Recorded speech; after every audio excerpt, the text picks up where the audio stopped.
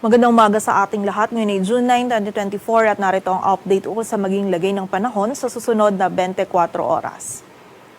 Patuloy pa rin umiiral ang southwest monsoon o habagat dito sa kanlurang bahagi ng Luzon kung saan ngayon at maging sa mga susunod na araw ay magdudulot pa rin ito ng mga kalat-kalat na pag-ulan, pagkilat at pagkulog dito yan sa bahagi ng Palawan. So pag-ingat po para sa ating mga kababayan dyan sa posibilidad ng mga pagbaha at pagguho ng lupa. Samantala, sa nalalabing bahagi naman po ng ating bansa ay patuloy tayong makaranas ng bahagyang maulap hanggang sa maulap na kalangitan. Meron lamang tayong mga tsansa ng mga isolated na mga pag-ulan, lalong-lalo na yan dito sa kanlurang bahagi ng Luzon, dulot yan ng habagat at ng mga localized thunderstorms. At sa kasalukuyan ay wala tayong minomonitor or namamataan pa na sama ng panahon na maaari makaapekto dito sa ating bansa.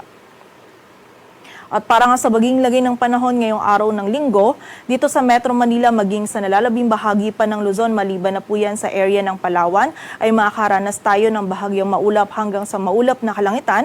Meron tayong mga tsansa pa rin ng mga isolated na mga pag-ulan, pagkidlat at pagkulog, lalong-lalo na nga po yan dito sa may kanlurang bahagi ng Luzon, dulot yan ng habagat at ng mga localized thunderstorm. So kapag po tayo lalabas, wag natin kalilimutan pa rin yung pananggalang natin sa ulan, and also yung mga regional offices din po natin ay nagpapalabas ng mga thunderstorm advisories or mga babala ukol sa mga pag-ulan na ito. Agwat ng temperatura dito sa Metro Manila ay mula 25 to 33 degrees Celsius.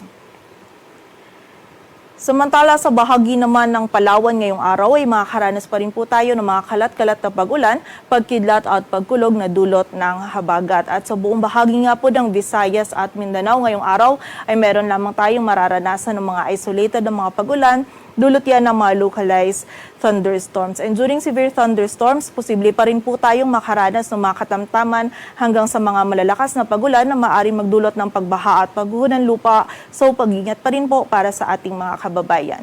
Agwat ang temperatura sa Cebu ay mula 26 to 33 degrees Celsius at sa Davao naman ay 25 to 33 degrees Celsius.